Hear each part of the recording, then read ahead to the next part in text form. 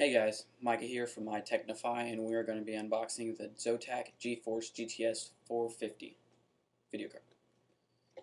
Take note, this is the 1 GB version, opposed to the 512 MB version of this card. What I'm going to do is I'm going to show you a quick preview of what the box looks like for those of you interested, and I will get to the specifications later. And those of you who can't hear what I say, as in specs wise, or are too lazy to rewind to hear me repeat myself, feel free to go to the info box below, and there will be as much as I can get down there. So enjoy. Quick show you around the box, front cover, cool picture. Kind of looks 3D, but 2D. You can't really feel any of the snake skin look it has. Top, side, has all the specs there. Other side, features, and back, and top and bottom. Alright, let's get in.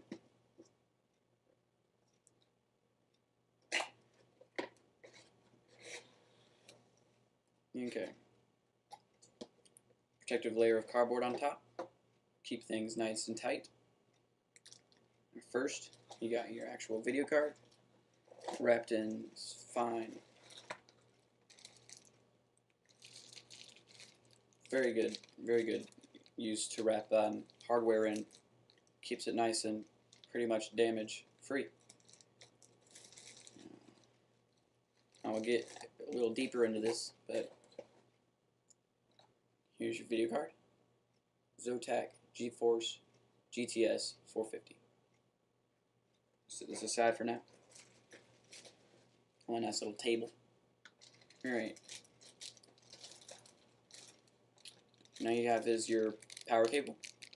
Speaking of power, those of you who are looking for the requirements you need on your PC, you'll need, well, a 400 watt power supply is recommended for this video card, and the max power consumption is only 105 watts.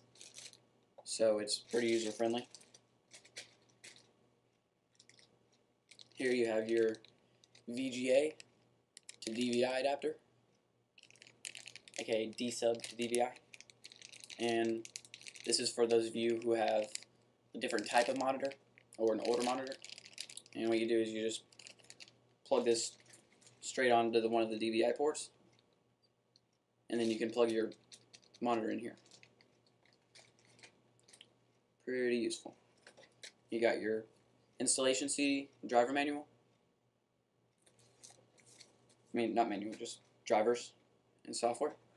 And you got your Zotac user manual. Pretty thin.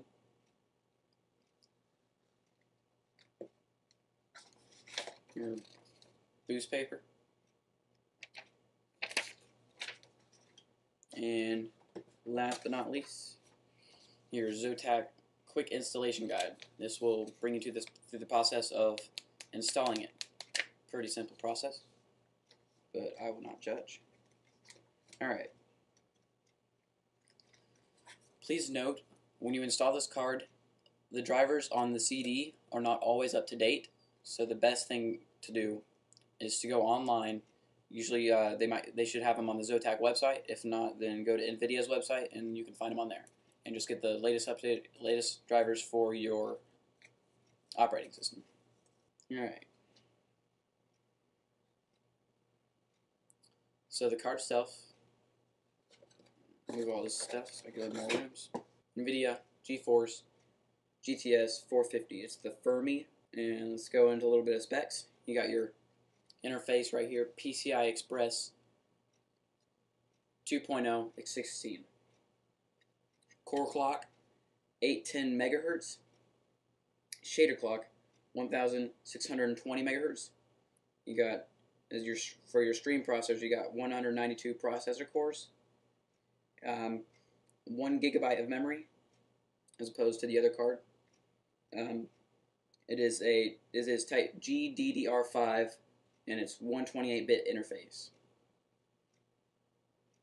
It supports DirectX 11, OpenGL 4.0, and features I'll go into in a bit.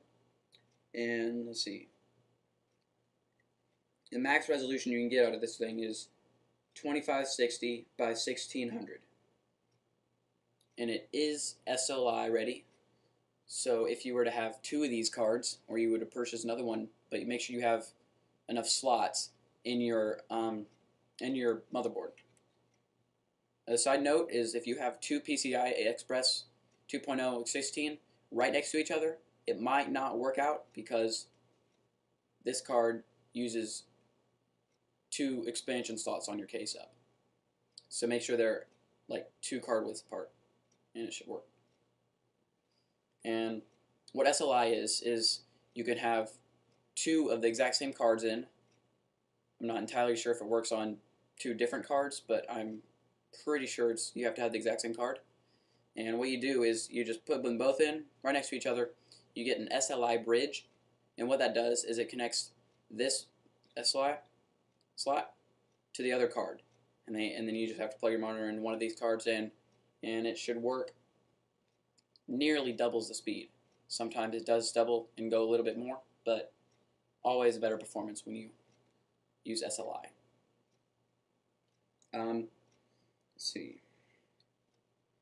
Now, if you want to go on to the front part, what you have here is 2 29-pin DVI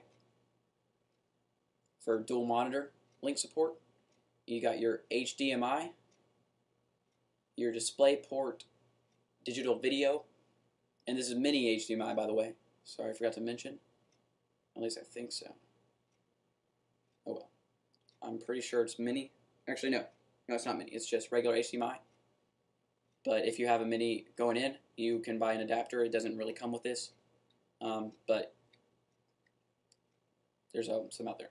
And this is just your vent for your fan, for some extra hot air to release out of the case. Pretty basic design, not too low profile, but gets the job done, and it doesn't produce a lot of heat, so the cooler is very good for the card. You got your 6-pin power in here, and this card will not start without the power. And then there's this cable. You plug the 6-pin in here, and it goes out into your power supply.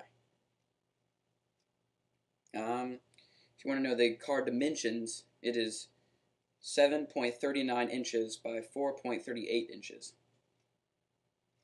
Not bad. It is HDCP ready and features NVIDIA Unified Architecture. It is SLI ready, like I said, PhysX technology, CUDA technology, Pure Video HD technology, and 3D Vision ready. So this thing's pretty much loaded. It's not top of the line, but it is pretty good, and it's right in the price range, about $120, $120. Probably one of the best cards for the low budget. That is about it. Have fun with your card. Any questions or comments, please leave them in the comment section below, and I will try to answer them as best as I can. Thanks.